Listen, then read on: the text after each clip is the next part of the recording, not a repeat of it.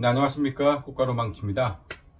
네, 이번에는 제가 답글을 통해서 여러 번 말씀드린 것처럼 70년대 그리고 80년대 폭력 교사들의 진실에 대해서 이야기를 나눠볼까 합니다. 그 전에 몇 가지 제가 드릴 말씀이 있는데요. 첫 번째, 저는 1972년 3월생이고요 1979년도에 초등학교에 입학을 해서 1990년도까지 학교를 다녔습니다. 예, 그때가 고3이었고요. 그래서 제가 1991년 졸업을 해서 91학번이 되겠습니다. 그래서 79년도에 입학을 해서 80년대 내내 학교를 다니고 그리고 90년대까지 학교를 다녔다. 예, 그 말씀 드리고 싶고요. 그리고 두 번째, 제가 지금 드리는 말씀들의 그런 결론들을 그냥 미리 추측하시는 경우가 있을 것 같아서 말씀을 드립니다. 당시에 폭력 교사들의 그 폭력 행위, 용서받지 못할 내용이긴 하지만, 제가 그에 대해서 진실을 말씀드리자고 하는 것이지, 정당화를 시키기 위해서 말씀을 드리자고 하는 게 절대로 아니라는 법. 그 말씀 드리겠습니다. 네, 그분들의 폭력에 대한 정당화를 제가 어필하기 위해서 영상을 만드는 게 아니고요. 두 번째, 그 당시에 학교를 다녔던 분들 같으면 모르겠지만, 그렇지 않은 분들은 아마 이해가 안 되실 겁니다. 어떻게 저렇게까지 그런 생각을 하시게 될 텐데요. 자, 그러면 과연 맞기는 맞았는데 왜 맞았을까? 물론 전혀 잘못하지도 않고 맞은 경우는 아마 없을 겁니다. 거의 단체 기합 받았을 때 빼고는 없어요.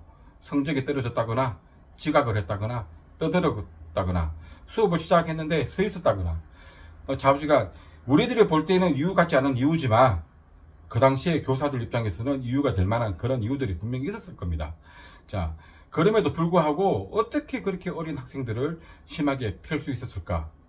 궁금은 하지 않습니까? 예, 그 궁금에 대한 진실을 한번 풀어보기 위해서 본 영상을 만든다는 거 미리 말씀을 드리고, 그러면 영상 본론으로 들어가겠습니다. 먼저 관련 영상 보시고 나서 다시 만나겠습니다. 이따가 뵙겠습니다.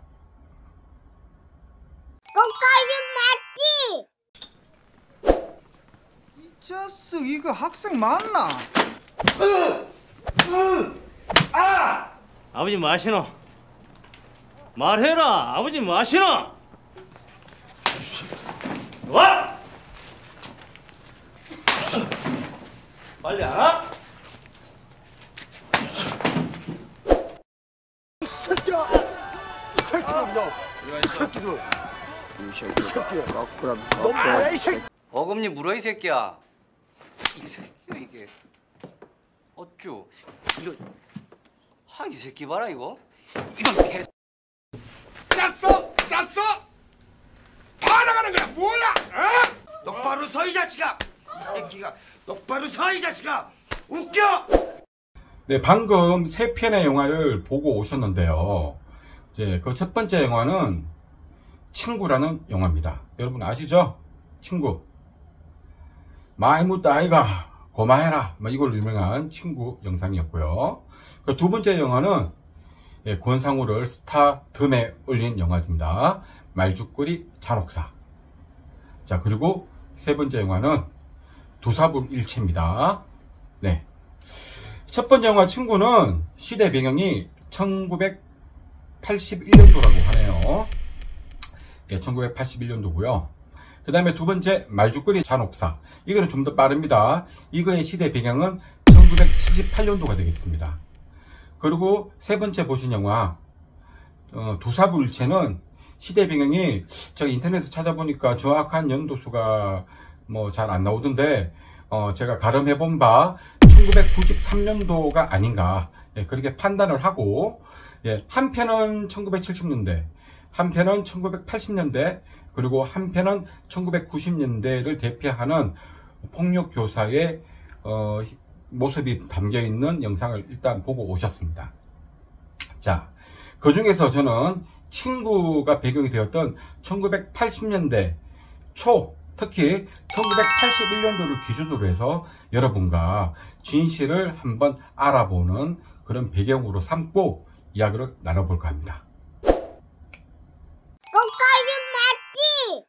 네, 1981년도라고 하면 제가 말씀드린 것처럼 저는 1972년생이고요. 1979년도에 초등학교, 그냥 당시 국민학교에 입학을 했으니까 1981년도라고 하면 제가 초등학교 3학년 때였습니다. 네, 아주 정신이 없던 시대였어요. 예, 박정희 대통령이 서거를 하시고, 그리고 전두환이가 쿠데타를 일으키고, 그리고 광주 민주화 항쟁이 막 벌어지고 난 이후, 예, 아주 정신없던 그런 시대인데요. 네. 그 친구가 1981년도 배경인데, 제가 봤을 때 그 학생들이 고등학교 2학년 같습니다. 네, 고등학교 2학년이라 그러면 18세가 될 것 같고요. 네, 제가 72년생인데 그때 10살이었으니까 저보다 8살이 많은 형들이 되겠네요. 자, 그러면은 그들은 1994년도생이 되지 않을까. 물론 그때는 초등학교를 뭐 1년 꿇고 2년 꿇고 뭐 3년 꿇고 들어가는 것도 뭐 예산은 아니었지만 간혹 있던 일이었습니다. 그 이유는 딴 거 없어요. 가정 형편이 너무 안 좋았기 때문에. 예, 그렇기 때문에 그런 경우가 그 당시에도 있었고요. 그 이전 세대에는 비일비재했습니다. 자, 그러면 1964년생들이 고등학교 2학년 다닐 때 배경이 친구. 자, 그럼 한번 보겠습니다. 왜 하필이면 1964년도일까요? 모르겠습니다. 저는 그 제작자가 어떤 의도에서 1964년생들이 고등학교 2학년 다닐 때를 배경으로 친구를 만들었는지 모르겠는데, 우리나라 근대사에 핵을 끊는 그런 많은 이슈, 사건들 중에 하나가 여러분 아시겠지만 베트남 전쟁입니다. 베트남이 이제 북베트남, 남베트남에서 전쟁을 그렇게 아주 수십 년 동안 그렇게 진행을 하다가 미군이 참전을 하고 그로 인해서 우리나라가 참전을 했던 그 원년이 1964년도가 되겠습니다. 그로부터 8년 동안 우리나라는 지속적으로 초반에는 이제 의료진들 중심으로 되어 있는 군인들만 파병하다가 미국의 요청에 의해서 저희가 전투병을 참전을 시키죠. 그렇게 보낸 병사가 32만 4천 명 가량 된다고 합니다. 엄청난 숫자의 젊은이들이 사지로 몰렸습니다. 자, 미군 다음으로 많이 참전한 나라가 우리나라 대한민국이었다는 거 혹시 여러분 아셨습니까? 모르셨죠?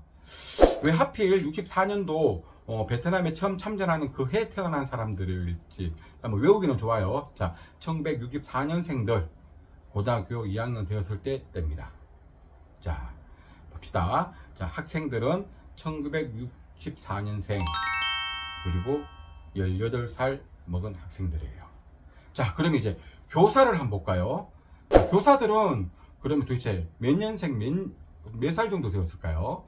자, 그러면 일단은 그 당시에 형편도 그렇고 이렇고 해가지고 학교의 교편을 잡는 그런 여건들이 다양했습니다.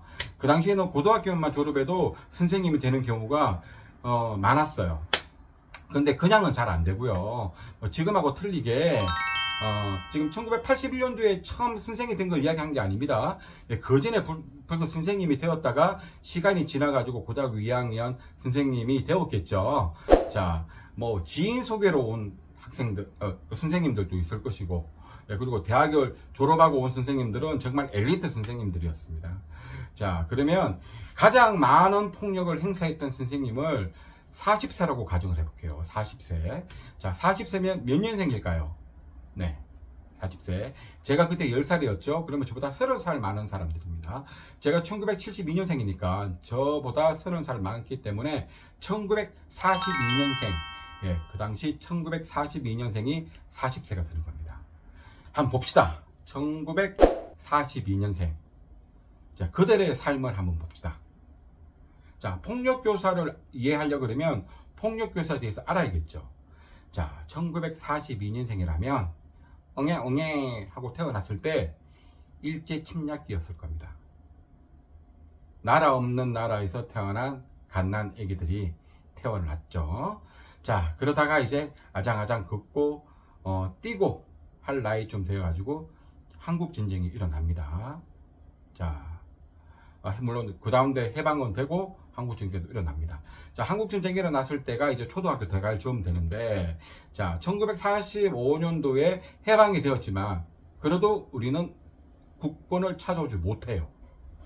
네, 신탁 통치 아래에서 미 군정에서 다시 그렇게 나라를 꾸려 나가게 됩니다. 이승만이가 국권을 받아와 가지고 대한민국을 딱 만들기 전까지는 우리는 우리나라가 없었어요. 자, 그러면 1942년생이라 그러면은 뭐 7, 8살 때까지는 국적이 없는 나라에서 무국적 인간으로 산 분입니다. 참 안타까운 현실에서 살았던 분이죠. 자, 그러면 그 당시 시대는 어땠을까요?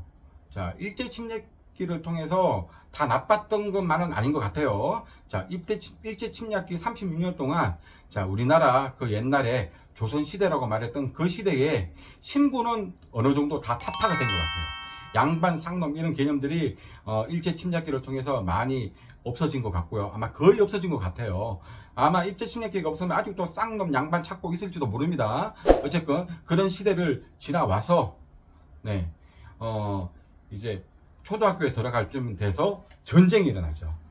그게 한국전쟁입니다. 유교사변 한국전쟁이 일어나서 그분들은 학교도 제대로 못 다녔습니다.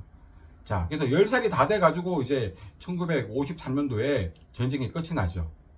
그때서야 이제 학교를 가게 됩니다. 자, 그때가 10살입니다. 그래, 제 나이입니다. 제 나이. 1942년생이 제 나이 되었을 때 그때서야 한국전쟁이 끝이 난 겁니다. 자, 그 당시에 어땠습니까? 그 당시에 최고의 과제는 생존입니다. 심지어 박정희 대통령이 여러 번 기자회견하면서 굶는 국민이 없게끔 만들겠습니다 라고 연설을 종종, 아니 자주 할 정도의 그런 시대.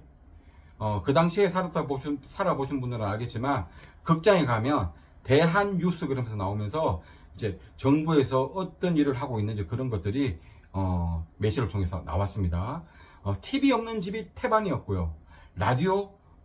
라디오조차도 없는 집이 많았습니다. 그 당시에.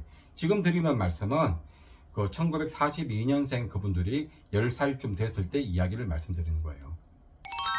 전화기도 없어서, 예, 그 동네에 가장 유지인 집에 전화기 한 대 있으면 전화가 오면 그 집에서 인편으로 사람을 보내면 가서 전화를 받고 있던 그런 시대에 살았던 사람입니다. 정말 안 굶고 살면 다행인 시대. 그리고 자식들은 좀 많았습니까? 엄청 많았습니다. 그래서 만약에 자식이 5명 정도만 있어도 양호했어요. 그 당시에는 막 10명 넘고 10명 가까운 집이 태반이었고요. 그리고 많은 집이 애기들이 유년 때 사망했습니다. 그 대부분이 질병으로 죽고요. 굶어 죽는 경우도 있었고요. 그리고 제가 그 당시에 통계는 없지만 부모한테 맞아 죽든가 사고로 죽든가 그런 경우도 아마 많았을 걸로 예상이 됩니다. 자, 그런 시대에 살았던 그 양반들, 그 폭력교사들. 자, 한 집에 형제가 한 5명 정도 있었다고 가정을 해봅시다. 그것도 되게 소가족이에요. 5명이면. 형제가 5명이라 그러면 되게 소가족인데, 자, 그 중에 그 5명이 다 학교를 다녔을까요? 아닙니다.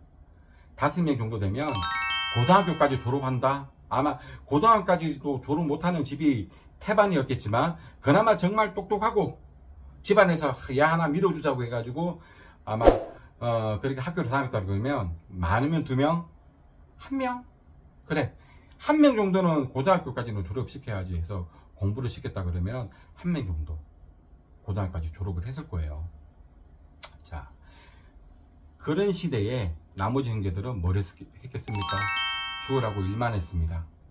시골에서는 죽으라고 농사만 지었고요. 그리고 뭐 시집 장가도 빨리 갔을 겁니다. 못 살면은 입 하나 들려고 조언을 시킵니다. 빨리 결혼을 시키죠. 지금 저 아프리카나 저 중남미나 이렇게 못 사는 나라에 10대들을 시집 보내는 거하고 똑같이 그렇게 보냈을 거고요. 그나마 남자로 태어나면 조금이라도 할 말이 있는데 여자로 태어났다 그러면 전혀 기회는 없었을 거예요. 자, 그런 시대에 자랐던 양반들. 생존이 중심이었던 시대에 자랐던 사람들이 40대가 되었습니다. 그 양반들은 다른 거 없어요. 그 당시에 최고의 선은 효입니다. 효. 부모님한테 잘하고. 두 번째는 순종입니다. 순종.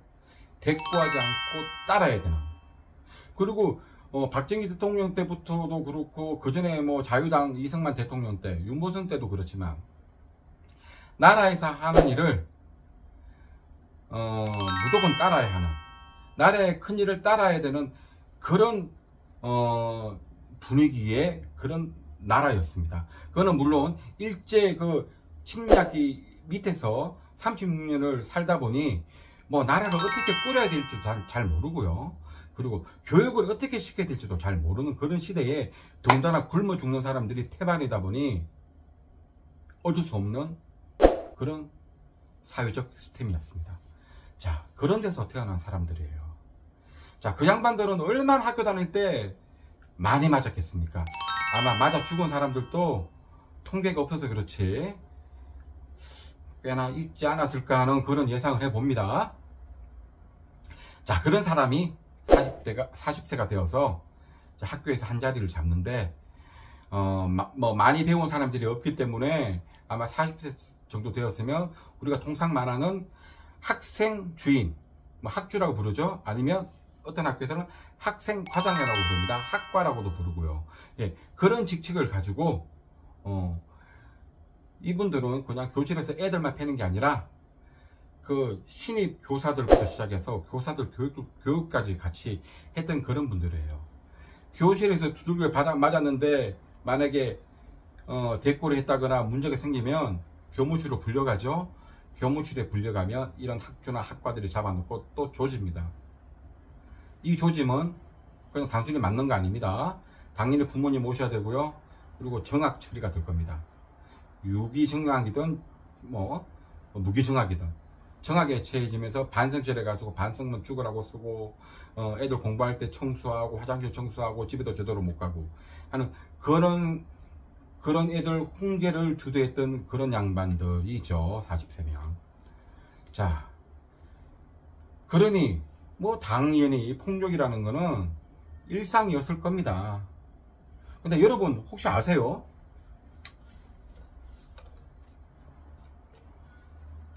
제가 지금 폭력교사 이야기만 하고 있지 않습니까?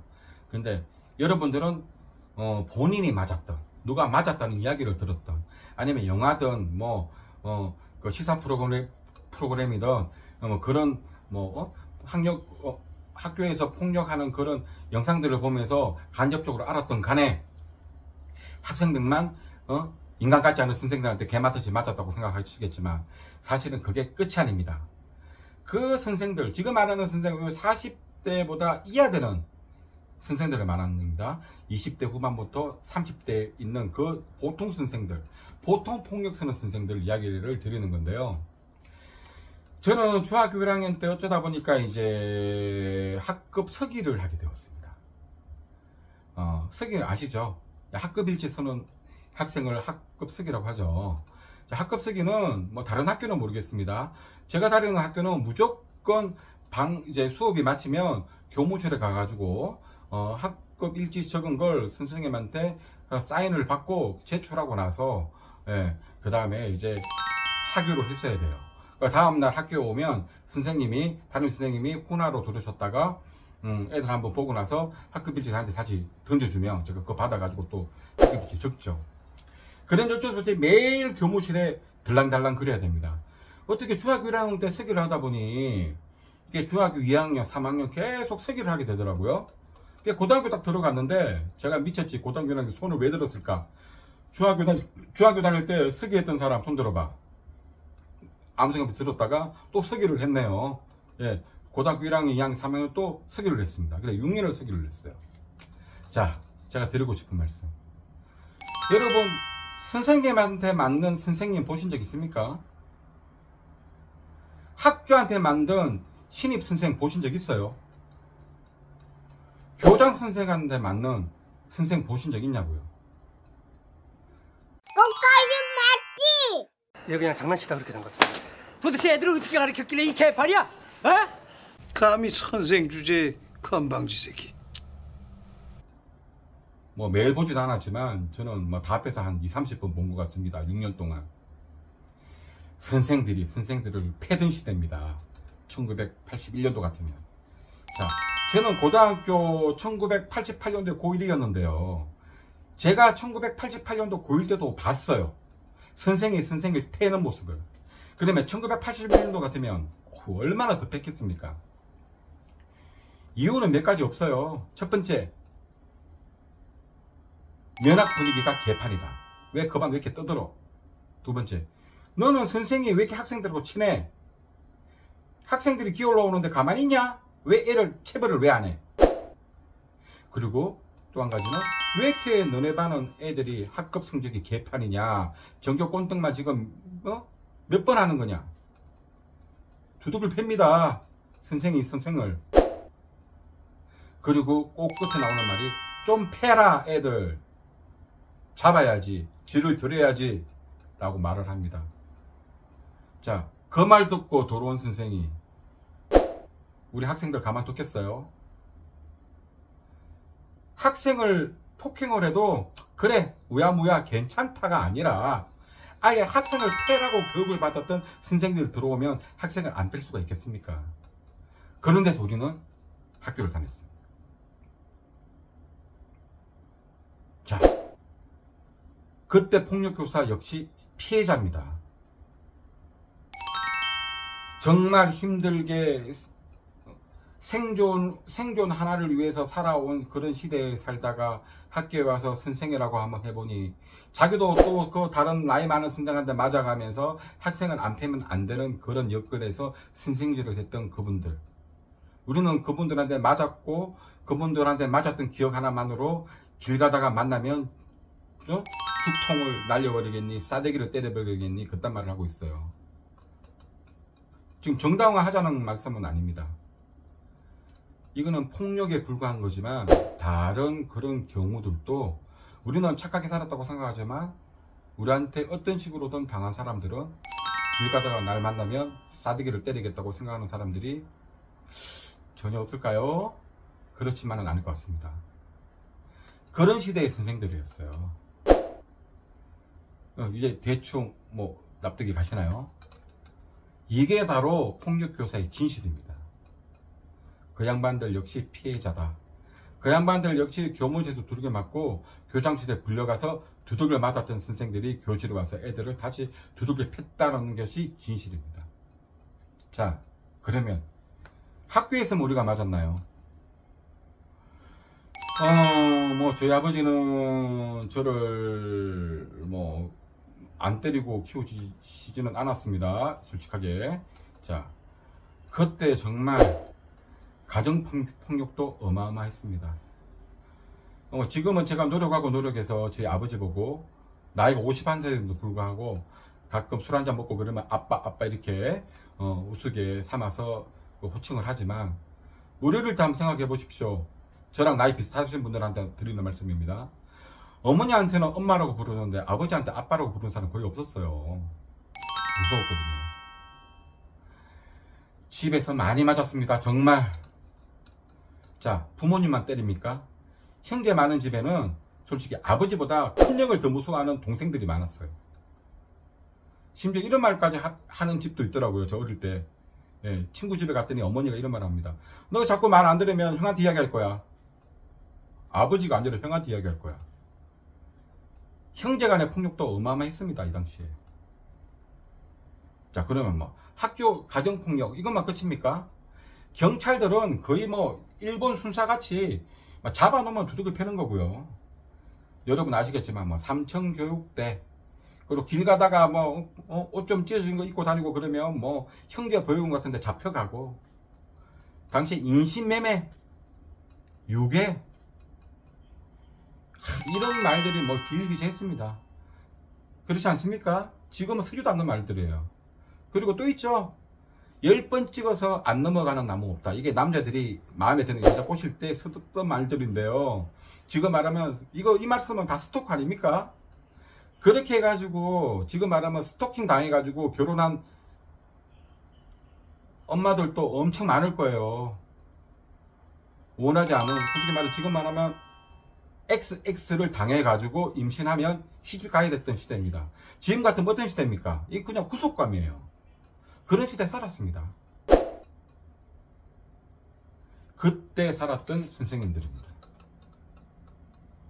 그런데 막연히 그냥 집에서 안 좋은 일이 있어가지고 학교 와가지고 화풀이 한다? 뭐 그럴 수도 있겠죠. 그럴 수도 있을 겁니다. 하지만 그렇게 단편적으로만 이해하지 말자는 거예요. 제 말씀은. 저 예전에 저 아는 검사하고 있던 친구가 이런 말 하더라고요. 선배가 판사인데 집에서 부부싸움 하면 검사가 구형 10년 때리면 12년 부르고 12년 부르면 15년 부르고 지 멋대로 막 한 사람의 인생을 깜방 생활을 2, 3년 늘렸다가 줄였다가 지 기분 좋으면 구형을 검사가 무기징역 그래도 20년 때리고 막 그런 말을 하는 그런 뭐 판사도 있다 뭐 그런 말까지 제가 들은 것 같아요. 술자리에서. 진짜인지 가짜인지 모르겠지만. 하지만 이게 단순히 그냥 집에서 뭐 개인적으로 기분 나쁘다고 학생들한테 막 풀고 그랬던 건 아닙니다. 그 양반 아침에 교무회의 가가지고 선생님들 위에 선생님들한테 욕 허벌나게 얻어먹고 교실 들어와가지고 애들 패는 거죠. 사주를 받고 와서 패는 겁니다. 자, 그리고 특히 선생님들이 가장 신경이 날카로울 때가 언제냐? 월요일입니다. 두 번째, 수업하러 교실에 딱 들어왔을 때 교실이 안 조용하면 본보기를 해요. 시범 케이스를 한 놈 잡아놓고 족칩니다. 제가 고등학교 다닐 때는 다행히 선생님들이 학생들이 그다지 많이 패지 않았어요. 대신 우리 학교 교장 선생님이 아주 별났습니다. 교장 선생님이 교사를 두고 패고요. 그리고 제 기억으로 3번인데요. 월요일날 조회라 그죠? 조회. 운동장에 다 모여도 조회를 하는데 제가 우리 학년이 제일 늦게 나왔다 그래가지고 1시간 아예 수업을 안 하고 다 교실에 앉혀놓고 다 운동장에 앉혀놓고 다 두들겨 맞았어요. 3방씩. 그리고 오리걸음을 1시간 내내 돌리다가 교실에 들어갔던 적이 제 기억으로는 3번 있습니다. 3번. 우리 학년만 3번이에요. 결국에 우리 1년 선배 중에 한 명은 방학 때 유서를 써놓고 교장 무서워서 학교 못 다니겠다고 자살을 했고요. 그래서 뭐 결국에는 교장 선생님이 제가 고3 때 그만두고 나가셨는데요. 이 교장 선생님은 수업 시간에 암행순찰을 합니다. 조용히 복도를 다니시다가 교실이 좀 시끄럽잖아요. 그러면 살짝 창문으로 봤다가 그 중에 뜯어놓은 게 있으면 뒷문을 그냥 막 똑똑 놓고 들어와가지고 막 사리 해초리로 막 애를 개패듯이 패요. 선생님 수업을 하든 말든 아무 관계없이 졸고 있다 들어와서 막 두들겨 팹니다. 선생도 안중에 없어요. 그러니 교무실에서 교사를 막 두들겨 패죠. 교장이. 그게 1998년도 1988년도 1989년도 우리나라 올림픽이 열리던 그 해 그 다음에 이야기를 지금 말씀드리는 겁니다. 자, 이런 시대에 살았습니다. 우리들이. 그래서 생각을 조금 달리 좀 넓게 가지자는 마음에 영상을 만들게 되었습니다. 영상이 엄청 길어졌을 것 같은데, 자, 그러면 지금은 어떤가요? 예, 짤막하게 말씀을 마무리하고 끝내도록 하겠습니다. 지금은 뭐 선생들이 뭐 교권이 뭐 바닥을 친다 뭐 그런 말씀을 하시는 것 같은데, 제 생각은 또 다릅니다. 교권이 뭡니까? 정확하게 교권은 교사가 학생들을 가르치기 위한 최소한의 권리를 교권이라고 부르는 게 제가 봤을 때는 타당하다고 봐요. 지금은 교사들이 학생들을 가르치는 그런 교권 수준에서만 자기 권리를 행사하면 될 것 같습니다. 제가 봤을 때는 부족함이 없는 것 같아요.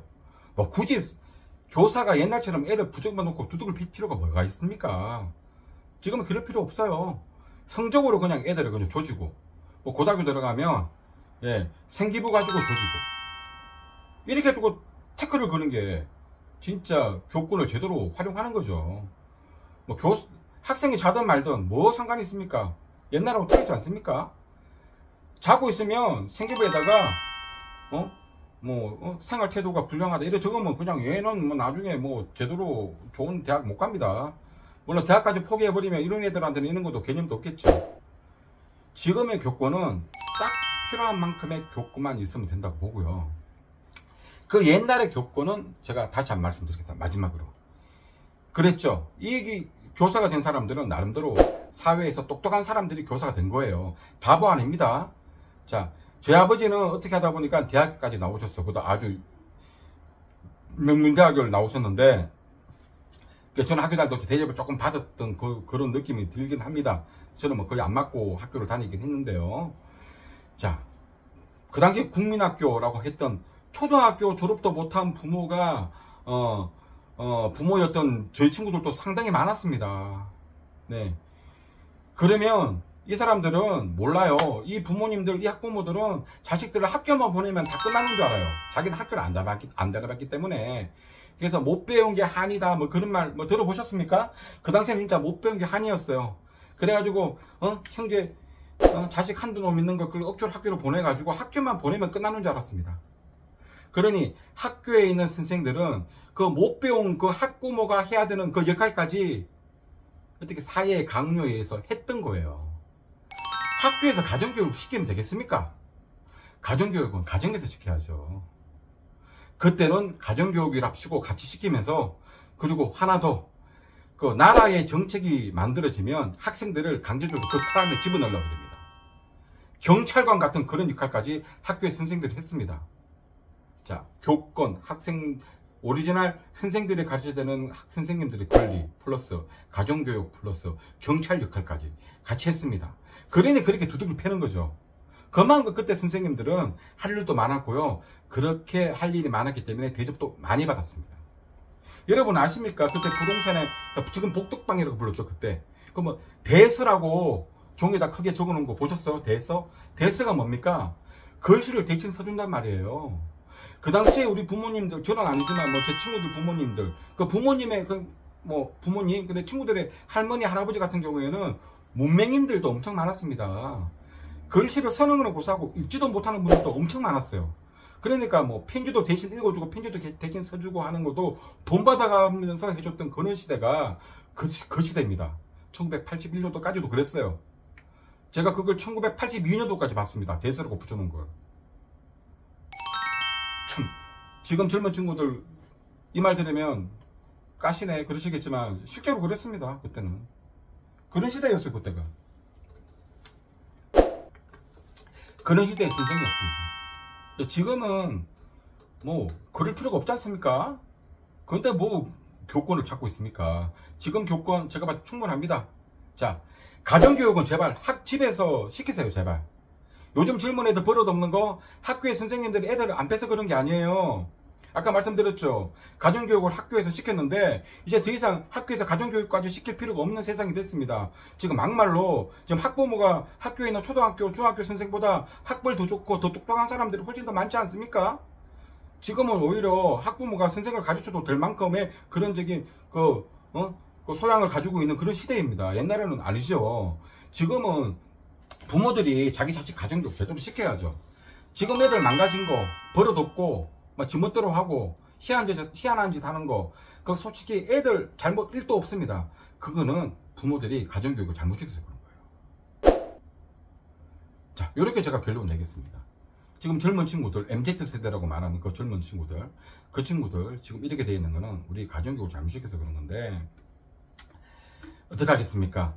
이 가정교육 잘못 받은 이 친구들이 자라면 그 자식들은 어떻게 클까요? 답이 없습니다. 그죠? 그게 안타깝습니다. 제가 죽기 전에 그런 꼴도 보고 죽을 것 같긴 한데 안타까울 따름입니다. 그래서 제가 이 유튜브 구독자가 100만 명이 되면 제가 수입 받은 걸로 가지고 뭔가 하나 만들려고 그래요. 뭘 만드느냐? 제가 학교를 하나 만들려고 그럽니다. 어떤 학교냐? 학교 이름은 부모 학교라고 하나 만들어요. 부모 학교. 가정교육을 제대로 시키는 부모들을 양성하는 학교를 만들어서 그나마 지금보다 더 나빠지지 않게끔 한번 만들어 보려고 하는 게 제 유튜브 생활의 마지막 목표가 되겠습니다. 자, 그러면 여기까지 말씀을 드리는 걸로 하고, 자, 결론 내리고 끝내겠습니다. 자, 1970년대, 1980년대 폭력교사의 진실은 그들 역시 피해자였다. 그들 역시 다른 선생님한테 두들겨 맞던 교사였고, 그때 교사들은 지금 말하는 그냥 학교 선생님 역할뿐만 아니라 가정 교육까지 해야 되는 아버지 같은 역할, 경찰들과 같은 공권력을 알리고 가르쳐야 되는 역할까지 같이 했던 그런 아픔이 있는 그런 양반들이었다.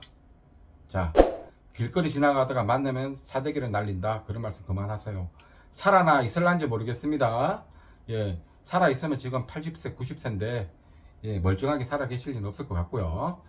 자, 지나온 일은 여기까지 생각하고, 앞으로 일어날 일에 대해서 우려를 하고, 그리고 밝은 세상 만들기 위해서 조금이나마 양보하고, 배려하고, 예, 좀 큰 아량으로, 피해자 입장이 아니라, 언제든지 우리 가족도 가해자가 될 수 있다는 그런 입지에서, 예, 넓은 아량으로 세상을 살았으면 하는 바람으로 이 영상 마무리 짓고 끝내겠습니다.